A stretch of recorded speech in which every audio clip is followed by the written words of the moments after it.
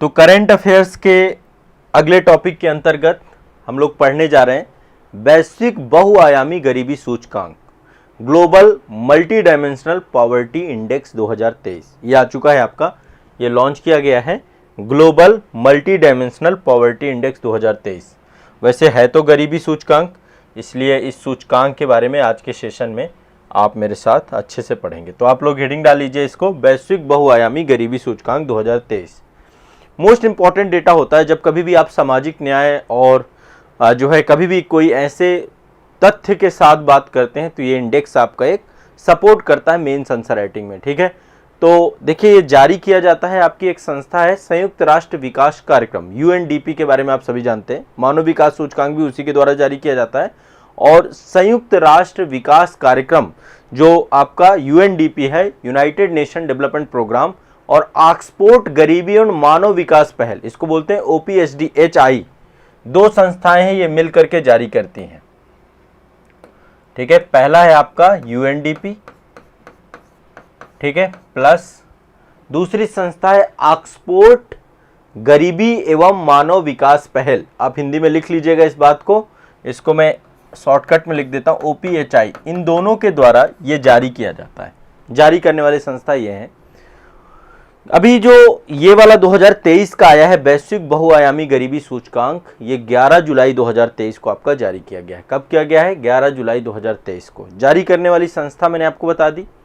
अब इसके बारे में थोड़ा सा मैं आपको बता देता हूं। जब भी कोई भी इंडेक्स आता है उसके ऊपर मानक होते हैं, ऐसे तो हवा हवाई बात होती नहीं है, तो इसमें कई सारे पैरामीटर्स हैं, कई सारे मानक हैं,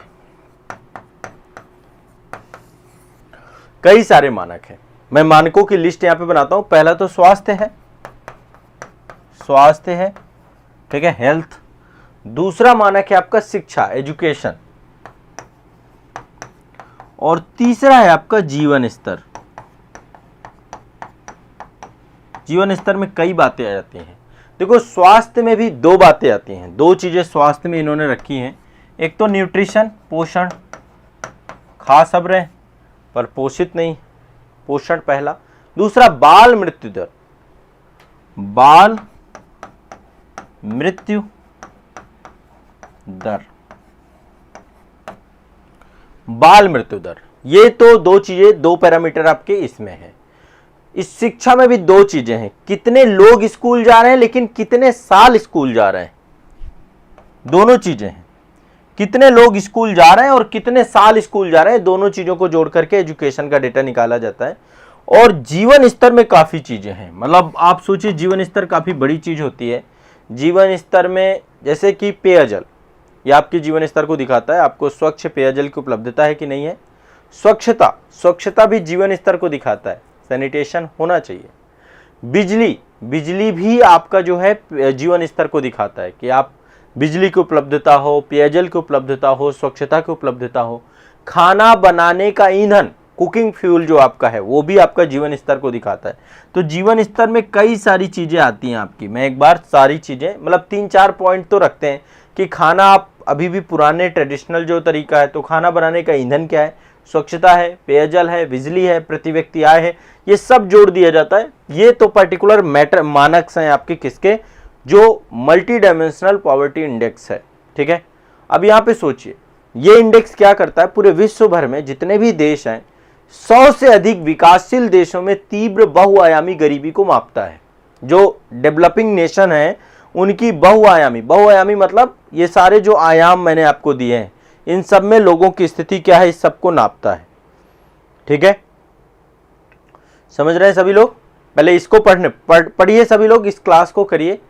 अब यहां पे आप समझिए, इसमें ये स्वास्थ्य, शिक्षा और जीवन के विभिन्न पहलुओं पर लगभग 10 से ज्यादा प्रभावी संकेतकों के आधार पे ये चीजों को डेवलप करता है। अब इससे जुड़े हुए बहुत सारे फैक्ट हैं। अब मैं कुछ फैक्ट बोलता जाऊंगा, आप फैक्ट लिखते जाना। पहला फैक्ट इस बार का जो आया है, इसके अनुसार पूरे विश्व में 6.1 बिलियन लोगों में से, पूरे विश्व में 6.1 बिलियन लोगों में से, क्योंकि पूरे सभी देशों का डेटा नहीं है इसमें, 100 के आसपास देशों का डेटा ये जारी करता है, तो 6.1 बिलियन लोगों में से 1.1 बिलियन लोग गरीब हैं। पहले गरीबों की संख्या इसमें बताई गई है, 6.1 बिलियन में से 1.1 बिलियन क्या है, गरीब है। ये पूरे विश्व का डेटा है। अभी मैं भारत का भी थोड़ा सा बता दूंगा, ठीक है। तो पहले तो ये बताया गया इसमें कि टोटल इतने लोग हैं और इतनी गरीबी है। क्लियर है ना? सभी लोग लिखते जाइएगा, लिखना है सभी को, ठीक है। दूसरी बात, अब इसका मतलब क्या है? लगभग 18% से ज्यादा लोग बहुआयामी रूप से अत्यंत गरीब हैं। जो 18% से ज्यादा लोग हैं वो गरीबी रेखा में नीचे चल रहे हैं। 1.1 बिलियन लोग, 334 मिलियन लोग, सभी लोग, मतलब आप सोचिए अफ्रीकन देशों में सर्वाधिक लोग हैं। सबसे ज्यादा लोग आपके कहां पे? अफ्रीकन क्षेत्रों में, मतलब आधे से ज्यादा लोग अफ्रीका में। अफ्रीका के देशों की स्थिति बहुत बुरी है, यह भी ध्यान रखना है आपको, ठीक है। मतलब मध्यम आय वाले जितने भी देश हैं वहां पर गरीबी का स्तर सर्वाधिक है, सबसे ज्यादा है, ठीक है। यह आपको बेसिक आपको पता होना चाहिए। भारत की बात कर लेते हैं थोड़ा सा। हमारे इंडिया का डेटा इन्होंने क्या दिया है? इन्होंने कहा है कि भारत में अभी भी, मतलब 2019-21 का डेटा है, 2019 से लेकर 21, 2019, 20, 21, इन्होंने कहा भारत में अभी भी 230 मिलियन से अधिक लोग गरीब हैं। दो भारत की बात कर रहे हैं, ये भारत का डेटा मैं यहां पे लिख रहा हूं, 230 मिलियन से अधिक गरीब टोटल भारत में है। भारत की स्थिति ये है, ठीक है, ये ध्यान रखिएगा। लेकिन हमने बहुत प्रयास किया है। इस रिपोर्ट में यह भी कहा गया है कि भारत भी उन सभी 25 देशों में सम्मिलित है जिन्होंने 15 वर्षों के भीतर भीतर आपकी अपनी गरीबी को आधा कर लिया है। तो बहुत तेजी से भारत ने अपनी गरीबी स्तर को बेहतर करने का प्रयास किया। 2005-6 में वो देखें तो टोटल 55% से ज्यादा हमारी गरीबी हुआ करती थी। अभी गरीबी टोटल कितनी है? यहाँ पे 16.1% लोग गरीब रह रहे हैं। 16.4, माफ करिएगा, इस डेटा के हिसाब से। आज से लगभग 10 साल पहले, मान लीजिए 10 नहीं 20 साल पहले, आज से लगभग 20 साल पहले यही गरीबी 55% से ज्यादा हुआ करती थी इस डेटा के हिसाब से। लेकिन अभी ये गरीबी 16.4% बची है, ठीक है। तो ये भी ध्यान रखिएगा, क्लियर है। अभी बड़े स्तर पे भारत में सुधार हुए हैं। तो ये कुछ बेसिक डेटा है जो आपको पता होना चाहिए। पूरे विश्व में 6.1 बिलियन में से 1.1 बिलियन, भारत की बात करें तो 230 मिलियन में से, मतलब इतने टोटल गरीब हैं। लेकिन ये संख्या बहुत तेजी से कम हुई है। हमने पिछले 15 से 20 सालों में अपने देश के गरीबी स्तर को बेहतर किया है, मतलब लोगों को अच्छे जीवन स्तर की तरफ ले गए हैं। तो एक बार मुझे बताइए, क्या ये क्लियर है? जितने पॉइंट मैंने बता दिए बस इतने पर्याप्त हैं, इससे ज़्यादा कुछ ज़्यादा आएगा नहीं, ठीक है। रफली आप ये इतना ध्यान रखिएगा। क्लियर है? स्पष्ट है? चलिए आगे चलें। ये वाला क्लियर है ना सभी को? इसमें कोई डाउट तो नहीं है? हाँ, एक एक करके क्लियर करते हुए चलेंगे, कोई डाउट नहीं होना चाहिए। Good morning, good morning. ठीक है, चलिए मैं अगली क्लास में चलता हूं। अगली देखिए, ये आप देख रहे हैं, ये आप इसको लेकर के आप लोगों ने काफ़ी सारे जो है न्यूज़ में सुना होगा, बहुत चर्चाएं थी। अटलांटिक महासागर में एक पनडुब्बी थी जिसका नाम था टाइटन, और ये देखने गई थी टाइटैनिक को। ये पनडुब्बी लापता हो गई। इसके बारे में थोड़ा सा मैं आपको बताना चाहता हूँ। आप सभी लोग इस पनडुब्बी को लेकर के काफ़ी सारी चीज़ों को लेकर जानते भी होंगे, खूब आपने खबरें सुनी हैं। तो अटलांटिक महासागर में ये पनडुब्बी आपकी लापता हुई थी, और लापता ही नहीं हुई बल्कि इसमें जितने भी सवार गए थे बहुत ही रिच थे, पैसे वाले थे, तभी इतना बड़ा एडवेंचर किया। एक तरीके से ये भी एडवेंचर ही है। टाइटैनिक को देखने गए थे। टाइटैनिक आज की बात नहीं, बहुत पुरानी बात है। टाइटैनिक आप लोगों ने मूवी भी देखी होगी, एक मूवी बनी हुई है टाइटैनिक के ऊपर। तो उस मूवी में एक टाइटैनिक जहाज़, जो कि सबसे बड़ा जहाज़ था, वो एक यात्रा में निकलता है, ठीक है, यूरोप से अमेरिका की यात्रा में निकलता है और रास्ते में क्षतिग्रस्त हो जाता है, और फिर जितने भी लोग उसमें सवार होते हैं उनमें से अधिकांश मारे जाते हैं, ठीक है। तो अटलांटिक महासागर में एक पनडुब्बी गई थी टाइटन। इसका सफ़र चालू हुआ था 16 जून से। 16 जून से इसका सफ़र चालू हुआ था इस पनडुब्बी का, ठीक है। इसके बाद ये 18 जून को सभी यात्री जो है पानी के अंदर पहुंच गए थे, नीचे चले गए थे। छोटी सी पनडुब्बी है, बहुत ज़्यादा नहीं है। और 18 जून के दिन दोपहर को ही इसका संपर्क टूट गया। इसके ऊपर एक जो है बड़ा सा पोत था, उस पोत से इसका कनेक्शन था, जिस कंपनी के द्वारा इसको भेजा गया था, ठीक है। लेकिन उसका कनेक्शन जो है 18 जून को ही टूट गया। 16 से सफ़र चालू हुआ, 18 जून को कनेक्ट। इसमें जितने भी यात्री थे उनकी मृत्यु की आशंका की बात की गई। 22 जून को फाइनली जो है इसके हादसे की पुष्टि कर दी गई और टाइटन का जो मलबा है वो बाहर लाया गया और ये बता दिया गया कि ये पूरी तरीके से क्या हुआ, ब्लास्ट हो गया। इसके पीछे का रीज़न यही है कि आप जैसा कि जानते हैं कि जैसे जैसे हम समंदर हो, पानी हो, उसके नीचे जाएंगे तो पानी का अपना खुद का एक दबाव होता है, एक प्रेशर होता है, ठीक है। अब समझिए ये हर जगह, जैसे आप आसमान में उड़ते हैं तो एरोप्लेन में भी जब आप जाएंगे तो ऊपर जैसे जैसे जाते हैं तो वायुमंडल का भी एक दबाव होता है, ऊपर जाने पे वो कम होता है। और जैसे अभी हम है ना यहाँ पे रह रहे हैं पृथ्वी में, तो वायु हमारे ऊपर दबाव डालती है। तो वायु जैसे हमारे अंदर दबाव डालती है ना, तो हमारे अंदर भी ब्लड प्रेशर है ना। शरीर के अंदर ब्लड प्रेशर क्या करता है, प्रॉपर मेंटेन रखता है वायुमंडल से। जैसे जैसे हम पहाड़ों में जाते हैं ना, तो आप देखते हैं कि कई बार नाक से खून आने लगता है। उसके पीछे का कारण यही है कि जैसे जैसे ऊपर जाएंगे तो वायुमंडलीय दाब कम होगा। और जब वायुमंडलीय दाब कम होगा तो क्या होगा, है ना, निश्चित तौर पे जो शरीर के अंदर प्रेशर लग रहा है ब्लड का, वो आपका, है ना। तो यहाँ पे पूरा खेल दाब का है, ये समझिएगा। मैं एक एग्जांपल तो आपको ये दिया। ऐसे ही पृथ्वी के अंदर जब हम जाते हैं ना, पृथ्वी के अंदर वैसे जाना पॉसिबल नहीं है ना, लेकिन फिर भी पृथ्वी के अंदर जैसे जैसे हम जाते हैं ना, क्रिस्ट, मेंटल कोर, है ना, तो वहां पे दाब बढ़ता जाता है। उसी तरीके से जल की स्थिति है, कोई भी चीज दबाव डालती है। आप देखिए मेरे हाथ में ये माउस रखा हुआ है, तो ये दबाव डाल रहा है। ये पेन में रख दूंगा, थोड़ा सा दबाव बढ़ जाएगा। हर चीज का अपना दबाव होता है। परीक्षा का भी दबाव होता है, आप सभी जानते हैं। परीक्षा के टाइम पे आप दबाव महसूस करते हैं। तो टोटल 5 यात्री इसमें थे, पायलट सहित 4 यात्री गए थे और 5 यात्री टोटल थे इसमें। और ये जो पनडुब्बी आपकी है लगभग 12,500 फीट नीचे गई और जैसे ही टाइटैनिक के पास पहुंची, वहीं पर इस पे प्रेशर इतना ज्यादा हो गया जल का कि अंदर का प्रेशर उतना ज्यादा मेंटेन नहीं रह पाया, जिसके कारण से ब्लास्ट हो गई और ये पांचों के पांचों यात्री क्या हो गए, खत्म हो गए, ठीक है। इसमें अमेरिका, कनाडा, फ्रांस, ब्रिटेन, इन चारों देशों के द्वारा 4 दिन तक तलाशी अभियान चलाया गया था। टाइटैनिक के मलबे के पास ही टाइटन पनडुब्बी का भी मलबा देखने को मिला।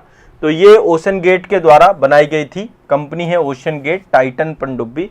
अब ये देखिए इस तरीके का भी एडवेंचर होता है कि भैया ये घटना हुई थी, इस दुर्घटना का मलबा देखने जाना है। तो ये अब एडवेंचर टूरिज्म है और सही तरीके से कैलकुलेशन नहीं हो पाई और उसी कारण से ये प्रभाव पूरा रहा कि दबाव, जो जल का दबाव था, वो ये पनडुब्बी संभाल नहीं पाई और अंततोगत्वा ये पूरी तरीके से ब्लास्ट हो गई, सिकुड़ गई, ठीक है। समझ रहे हैं बात को? हाँ, डीप सी प्रेशर, बिल्कुल सही कह रहे हैं। समंदर के अंदर जैसे जैसे गहराई में जाएंगे उसका दबाव लगेगा, हर चीज का अपना दबाव होता है। तो अटलांटिक महासागर में टाइटन पनडुब्बी जो है आपकी लापता हो गई थी और अभी मतलब पनडुब्बी पूरी तरीके से ये तय हो गया कि इसमें 5 लोग जो गए थे पूरी तरीके से खत्म हो गए, मर गए।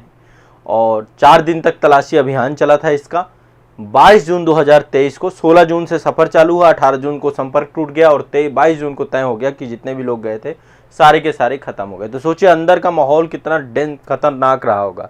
टाइटैनिक के डूबने के स्थल से 500 मीटर दूरी पर ही इसके 5 बड़े टुकड़े मिले थे ओशन, ये टाइटन पनडुब्बी के। और 18 जून 2023 को पनडुब्बी में एक बड़ा धमाका हुआ।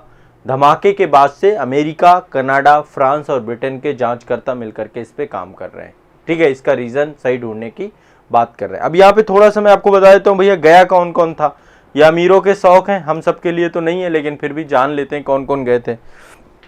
एक ब्रिटिश अरबपति थे जिनका नाम था शहजादा दाऊद, आप लिखना चाहो तो नाम लिख सकते हो। ये पाकिस्तान मूल के थे, वैसे देखा जाए तो पाकिस्तान पहले भारत ही हुआ करता था, बट पाकिस्तान मूल के थे ब्रिटिश अरबपति जिनका नाम था शहजादा दाऊद, ये गए थे। इनके बेटे गए थे सुलेमान दाऊद, 2 दाऊद गए थे, वो दाऊद इब्राहिम नहीं है। शहजादा दाऊद और सुलेमान दाऊद ये 2 गए थे, बाप बेटे थे दोनों, ये दोनों खत्म हो गए। एक ब्रिटेन के अरबपति थे जिनका नाम था हामिस हार्डिंग, वो भी गए थे इसमें, ठीक है। 3 नाम बता दिए मैंने, शहजादा दाऊद, ठीक है, सुलेमान दाऊद, ये दोनों बाप बेटे हैं। शहजादा दाऊद इसके पिता हैं सुलेमान दाऊद के, और ब्रिटिश अरबपति थे हामिश हार्डिंग, ये गए थे। इसके अलावा जो पनडुब्बी का संचालन करने वाली कंपनी है ओशन गेट, ये कंपनी आप समझ रहे हैं ना, ये कंपनी, इसका जो सीईओ था, आप सोचिए उसके भी भाग्य कर्म फूटे हुए थे, उसका सीईओ स्टॉकटन रस, ये भी गया था महोदय, स्टॉकटन रस नाम है उसका, क्या नाम है, स्टॉकटन रस, वो भी गया था सीईओ स्टॉकटन रस, ओशन गेट के सीईओ भी इसी में निपट गए। और फ्रांस के एक्सप्लोरर पॉल हेनरी नार्गोलेट, अब सोचो ये फ्रांस के एक जो है हेनरी नार्गोलेट थे, वो भी गए थे, वो भी अरबपति थे, तो सब पैसे वाले लोग थे, इसका मालिक भी था, सीईओ भी था, ठीक है। तो ओशन गेट के सीईओ भी इसमें चले गए, तो लोगों को भरोसा ज्यादा हो जाता है कि यार चलो मालिक जा रहा है इसका कंपनी का, और फिर घटना तो घटती है। हाँ चलिए, दूसरा ये एक इंपॉर्टेंट था, सभी लोगों को रफली आइडिया लग गया क्या घटनाक्रम था, क्या चीजें थी, मैंने दूसरा आपको ये भी बता दिया। किसी को दिक्कत, ठीक है, क्लियर है? हाँ चलिए आगे बढ़ते हैं, नेक्स्ट अगला, सब लोग क्लियर करते जाएं। हाँ हमारे साथ यहाँ पर प्रमोद कुमार वर्मा जी, हाँ ठीक है, चलिए बहुत बढ़िया। अगली खबर आपकी यूनाइटेड नेशन से जुड़ी हुई है। संयुक्त राष्ट्र मुख्यालय, संयुक्त राष्ट्र मुख्यालय में शहीद शांति सैनिक, देखिए आपको पता है शांति सेना भेजी जाती है ना, देश भर में जहां भी अशांति है पूरे विश्व भर में, उसके लिए यूनाइटेड नेशन की खुद की शांति सेना है, और खुद की नहीं है, बहुत सारे देश जो है इसमें जुड़े हुए हैं, बहुत सारे देश अपने सैनिकों को भेजते हैं यूनाइटेड नेशन की शांति सेना में। तो संयुक्त राष्ट्र मुख्यालय में शहीद शांति सैनिकों को समर्पित एक स्मारक दीवार बनाई, जिसका नाम दिया गया है मेमोरियल वॉल करके नाम दिया गया है इसका, मेमोरियल वॉल, मतलब जो यूनाइटेड नेशन का मुख्यालय है ना, उस मुख्यालय में एक बड़ी सी दीवार बनाई जा रही है, वॉल बनाई जा रही है, ठीक है, ये तो सुरक्षा परिषद का दृश्य है। उस वॉल में जितने भी शांति सैनिक हैं जो शांति सेना के तहत जाते थे, उन सभी के लिए एक बड़ी सी वॉल क्रिएट की जा रही है, उसमें सबके नाम लिखे जाएंगे, ठीक है। जैसे आप देखते हैं इंडिया गेट, यदि आप लोगों ने कभी देखा हो तो इंडिया गेट भी एक देखा जाए तो एक जो है यही मेमोरियल स्मारक है, उसी के बगल में अब युद्ध स्मारक भी बना दिया गया है बगल में ही जस्ट उसके। तो ये प्रस्ताव पेश किया हमारे देश भारत ने कहा कि भाई ऐसी एक वॉल बनानी चाहिए, यहाँ पर जो शांति सेना में लोग शहीद हुए हैं तो उनके नाम वहां पर होने चाहिए, ठीक है। तो प्रस्ताव किसके द्वारा पेश किया गया, भारत के द्वारा, और संयुक्त राष्ट्र की जो असेंबली है, जनरल असेंबली है जिसको महासभा कहते हैं, उसके द्वारा इस प्रस्ताव को स्वीकार भी कर लिया गया। 14 जून 2023 को यह प्रस्ताव स्वीकार कर लिया गया। संयुक्त राष्ट्र में भारत की स्थायी प्रतिनिधि रुचि कंबोज है, वहां पे रुचिरा कंबोज, आप नाम जानते होंगे, बहुत फेमस नाम है, हमेशा भारत का पक्ष बहुत मजबूती से रखती हैं। भारत की स्थायी प्रतिनिधि है रुचिरा कंबोज जी, उनके द्वारा यह प्रस्ताव रखा गया था और इसको जो है जनरल असेंबली के द्वारा जो है एक्सेप्ट कर लिया गया, ठीक है। तो इस स्मारक में संयुक्त राष्ट्र में शांति मिशन पर जितने भी सैनिक शहीद हुए हैं, विश्व के कितने भी देशों में जाते हैं वहां पर, तो उनको नाम लिखा जाएगा और नाम लिख करके उनको श्रद्धांजलि दी जाएगी, ठीक है। तो ये आपको ध्यान रखिएगा, है ना। इससे पहले 2015 में आपको याद हो हमारे प्रधानमंत्री जी अमेरिका दौरे पे गए थे, संयुक्त राष्ट्र में उन्होंने भाषण दिया था और संयुक्त राष्ट्र भाषण में उन्होंने बोला था कि शांति मिशन में जितने भी भारतीय शहीद हुए या फिर विश्व के जितने भी सैनिक शहीद हुए, उनकी याद में एक स्मारक दीवार बनानी है, मेमोरियल वॉल बनानी है। तो आप ध्यान रखिएगा, एक मेमोरियल वॉल बनाई जा रही है संयुक्त राष्ट्र में, ठीक है।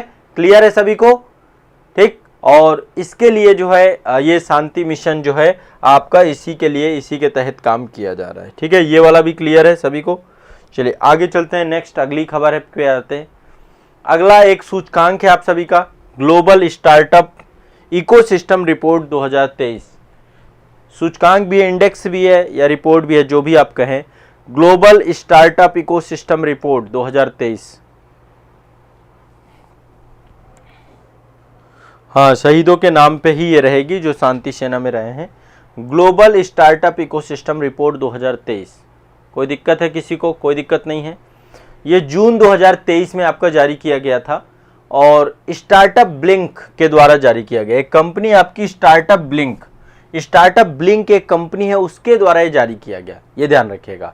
तो इसमें इस पूरे सूचकांक में है क्या, विश्व भर में स्टार्टअप के भविष्य को आकार देने वाले 100 देशों का मूल्यांकन किया गया है।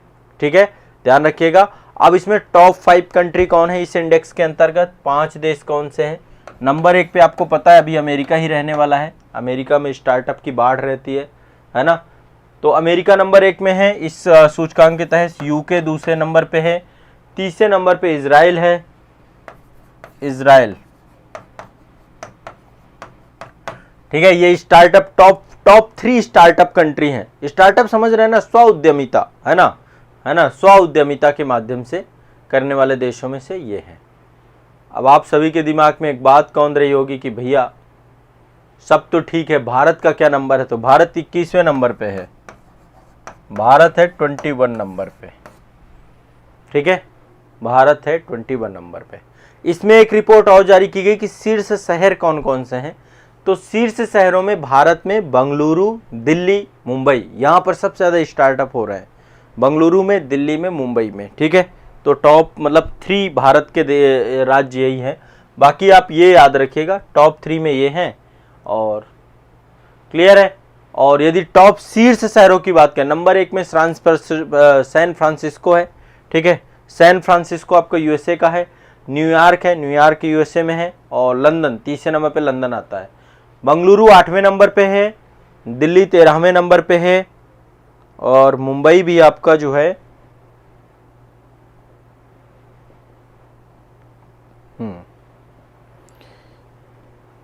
इंटरनेट में कुछ समस्या हो गई क्या? 1 मिनट रुकिएगा।